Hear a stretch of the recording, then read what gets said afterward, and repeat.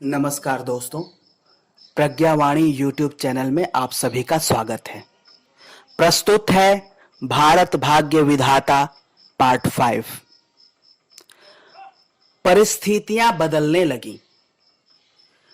सन 1911 का वर्ष भारतीय राष्ट्र के इतिहास में महत्वपूर्ण स्थान रखता है।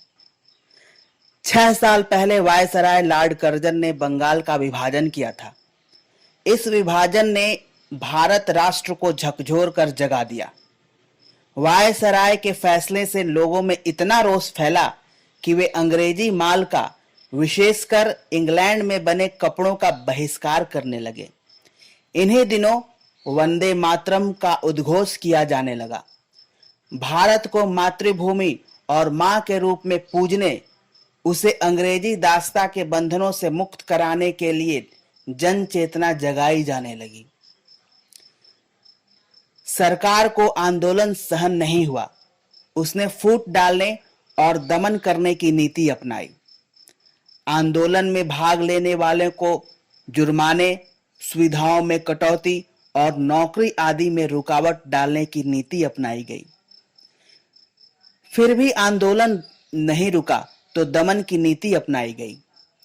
दमन ने लोगों का रोष और भड़का दिया। सशस्त्र विरोध और क्रांतिकारी गतिविधियां शुरू हो गईं। जन भावनाओं के आगे सरकार को झुकना पड़ा और सन 1911 में आखिरकार बंगाल का विभाजन रद्द कर दिया गया। इतिहासकार रमेश चंद्र मजूमदार लिखते हैं कि भारतीय जनता ने पहली बार प्रबल प्रतिरोध की भावना व्यक्त की। उन दिनों भारत के विभिन्न भागों में जिस तरह गुप्त समितियां बनने और सक्रिय होने लगी थीं, उसका स्पष्ट उद्देश्य अंग्रेजी राज को उखाड़ फेंकना था। न केवल बंगाल में बल्कि पंजाब और मद्रास जैसे दूरवर्ती प्रांतों में भी गहरी अशांति की आम हालत थी। सरकार की कठोर कार्रवाइयां भी क्रांतिकारियों को रोक न सकी। वह उबाल बंग भंग को वापस लेने के सिवाय किसी और कदम से थमने वाला नहीं था। दिसंबर 1911 में दिल्ली दरबार के समय सम्राट जॉर्ज पंचम और महारानी ने बंगाल विभाजन को रद्द कर दिया। विपरीत हुआ अनुकूल। दिल्ली दरबार की दूसरी घोषणा में भारत की राजधानी कलकत्ता से बदलकर दिल्ली ले आने का निर्णय था। दोनों घोषणाएं एक दूसरे की पूरक साबित हुईं। राजधानी यहां ले आने से क्रांतिकारियों का उबाल थोड़ा ठंडा हुआ। वह उसी तरह विस्फोटक रूप लेता जाता तो संभवतः स्वतंत्र चेतना जगाने का काम वर्षों तक प्रभावशाली ढंग से नहीं चलता। अंग्रेज सरकार को यह लाभ हुआ कि वह जन आक्रोश का तुरंत शिकार होने से बच गई। इस फैसले में मुख्य भूमिका रखने वाले वायसराय लॉर्ड हार्डिंग की हालांकि आलोचना हुई थी। यहाँ के अंग्रेज अधिकारियों और ब्रिटेन के लोगों ने उन्हें खूब बुरा भला कहा, लेकिन समय ने सिद्ध कर दिया कि उनका फैसला सही था। 3 साल बाद पहला विश्व युद्ध छिड़ गया। भारत के राजा महाराजाओं और समाज के श्रेष्ठ वर्ग ने अंग्रेजों का खुलकर साथ दिया। युद्ध समाप्त होने के बाद अंग्रेज सरकार अपने कई वायदों से मुकर गई, लेकिन भारतीय समाज में आत्मविश्वास और जागरण की जो लहर उत्पन्न हुई थी वह निरंतर तीव्र होती गई। 1911 की राजनैतिक घटनाएं भारत की भावी दिशा तय करने वाली हलचलें थीं। उस वर्ष को देश का भविष्य निश्चित करने वाला वर्ष भी कह सकते हैं। सामाजिक और सांस्कृतिक दृष्टि से भी उन दिनों कई महत्वपूर्ण गतिविधियां चल रही थीं। उस वर्ष भारतीय धर्म और अध्यात्म की एक महत्वपूर्ण आस्था को नई अभिव्यक्ति भी मिली। नवजागरण के उस दौर में राजा राम मोहन राय, केशव चंद्र सेन, महर्षि देवेंद्रनाथ ठाकुर, महादेव गोविंद रानाडे, गोपाल कृष्ण गोखले, लोकमान्य तिलक आदि चिंतक और नेता भारत के स्वर्णिम अतीत और आंतरिक वैभव का साक्षात्कार करा रहे थे। Madam Blavatsky, colonel Olcott, Annie Besant आदि यूरोपीय विद्वान भारतीय अध्यात्म के गीत गा रहे थे। स्वामी विवेकानंद ने पश्चिम में भारतीय संस्कृति का जो विजय उद्घोष किया था, उसकी गूंज इन विभूतियों की वाणी और कर्म में सुनाई देती थी। पश्चिमी विद्वान भारतीय धर्म दर्शन के तात्विक रूप की मुक्त कंठ से सराहना करते थे। उस आधार पर नए विश्व की रचना का स्वप्न भी देखते थे, लेकिन उन्हें यहाँ के कई प्रचलनों से भारी परहेज था। कुछ भारतीय विभूतियां और प्रवृत्तियां भी इसी धारा को अपनाए हुए थीं। रामधारी सिंह दिनकर ने उस स्थिति का विश्लेषण करते हुए लिखा है, ये लोग संशोधित हिंदुत्व का समर्थन करना चाहते थे, किंतु केवल संशोधित हिंदुत्व के साथ समग्र हिंदुत्व का त्राण नहीं था।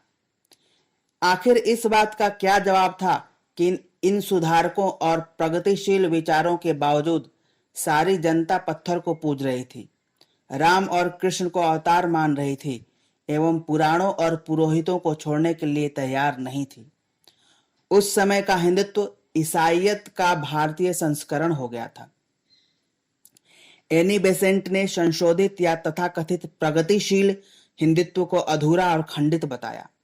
उन्होंने केवल वेद, उपनिषद और गीता के तत्वज्ञान की विवेचना ही नहीं की, बल्कि स्मृति, पुराण, धर्मशास्त्र और महाकाव्य से जहां जो संदर्भ मिले, सनातन धर्म के समग्र रूप का आख्यान आरंभ कर दिया। इंग्लैंड में जन्मी और वहीं शिक्षित हुई पली बढ़ी एनी बेसेंट के मुंह से पुनर्जन्म, अवतार, देवता, योग, जप, तप, अनुष्ठान, सिद्धियां और 84 लाख योनियों की बातें सुनकर वे भारतीय भी अचकचा कर उठ गए, जो आधुनिक सुधारवादियों के प्रचार से संशय में पड़ गए थे। प्रचार के प्रभाव से वे अपने आप को लज्जित भी अनुभव करने लगे। सन 1914 में उन्होंने अपने एक भाषण में कहा कि सनातन धर्म की रक्षा भारत और यहाँ के लोग ही कर सकते हैं। अपने 40 वर्ष के गंभीर चिंतन के बाद मैं इस निष्कर्ष पर पहुंची हूं कि सनातन धर्म विश्व के सभी धर्मों से ज्यादा वैज्ञानिक, गहन और आध्यात्मिकता से परिपूर्ण है। इसकी रक्षा यहीं के लोग कर सकते हैं।